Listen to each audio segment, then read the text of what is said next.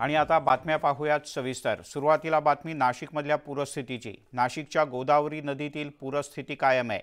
नदी पात्रातील दुतोंड्या मारुतीच्या छातीपर्यंत आता पाणी आलंय।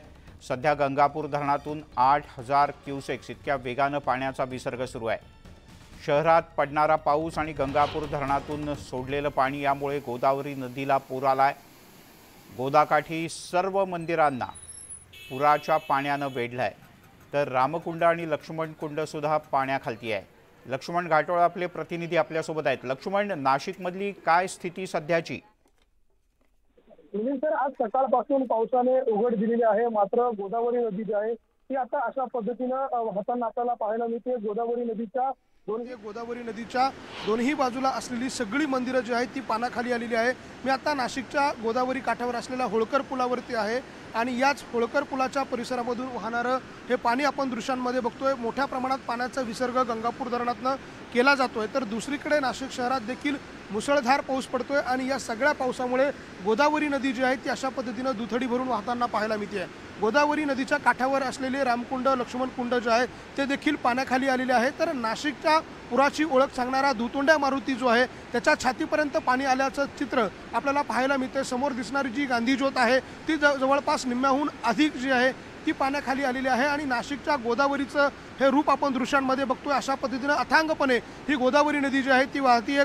गंगापूर धरणामधनं ज्यावेळेला पाण्याचा विसर्ग करण्यात आला त्यानंतर अशा पद्धतीनं ही नदी जी आहे ती दुथडी भरून वाहताना आपल्याला दृश्यांमध्ये दिसते। हे सगळं पाणी जे आहे ते मराठवाड्याच्या जायकवाडीच्या दिशेनं झेपावतंय आणि हे सगळं पाणी आता मराठवाड्याकरांना दिलासा देणार आहे। खरं तर गेली 2 दिवस नाशिक शहरामध्ये मुसळधार पाऊस पडतोय आणि या मुसळधार पावसामुळे अचानक नाशिक शहरामधल्या आणि जिल्ह्यांमधल्या लागून असलेली सगळी धरणं जी आहे ती जवळपास 80 ते 90% भरलेली आहे आणि त्यामुळे मोठ्या प्रमाणात विसर्ग जो आहे तो केला जातोय। दुसरीकडे दारणा धरण आहे आणि दारणा धरणामधून सुद्धा आत्ताच्या मितीला जवळपास 25000 क्युसेक्स इतक्या मोठ्या प्रमाणात पाण्याचा विसर्ग जो आहे तो मराठवाड्याच्या दिशेने होतोय। तर नांदूर मध्यमेश्वर धरणातून 45 ते 50,000 क्युसेक्स इतक्या मोठ्या प्रमाणात विसर्ग जो आहे तो मराठवाड्याच्या दिशेने होतोय।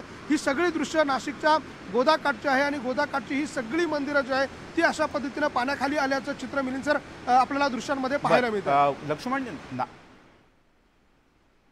लक्ष्मण, नाशिक शहरातला गोदाकाठचा जुन्या नाशिकमधला भाग, इथे काय सध्याची पूरस्थिती आहे आणि पाणी गोदेचं ज्या मार्गाने जातं त्या मार्गावर कोणकोणत्या गावांना आता सतर्कतेचा इशारा देण्यात आलाय?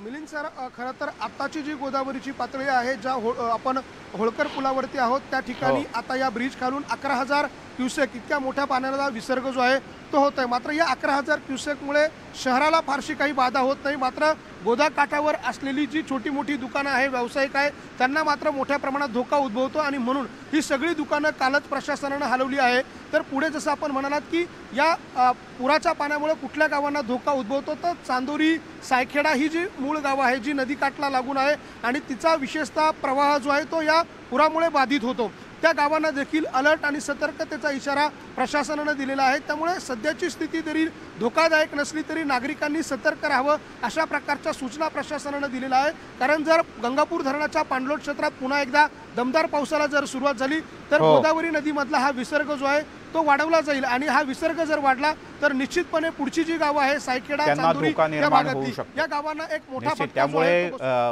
गाफील राहून चालणार नाही, सतर्क राहिलं पाहिजे। पावसाचा जोर वाढला तर पाण्याचा विसर्गही वाढेल आणि गोदेच्या पाण्याची पातळी सुद्धा वाढेल। लक्ष्मण, तुर्तास धन्यवाद। तिकडे मालेगाव तालुक्यातील सवंदगाव शिवारात गिरणा नदीला आलेल्या पुरात 12 जण अडकलेत। हे सगळे जण काल मासे पकडण्यासाठी नदीपात्रात उतरले होते। अचानक नदीचं पाणी वाढलं आणि हे सगळे जण नदीत आतल्या बाजूला अडकले। काल रात्री जसा जसा अंधार पडत गेला तसं तसं बचाव कार्य अग्निशमन दलानं थांबवलं होतं, मात्र सकाळपासून पुन्हा एकदा बचाव कार्य युद्धपातळीवर सुरू करण्यात येत आहे। नदीच्या जवळ एक पथक तळ ठोकून आहे, शिवाय अडकलेल्यांचे नातेवाईक आणि मदत करण्यासाठी आलेले नागरिक सुद्धा नदीच्या काठावर थांबले आहेत। सध्या पाण्याचा वेग इतका जबरदस्त आहे की यातून एनडीआरएफची टीम पलीकडे पोहोचणं आणि अडकलेल्या लोकांना घेऊन येणं हे एक मोठं आव्हान आहे। एका उंच दगडाच्या सहाय्यानं हे सगळेजण आता इथे थांबलेत। त्यांच्या जीवाला तुर्तास कोणताही धोका नाही। मछली पकड़ रहा हुआ।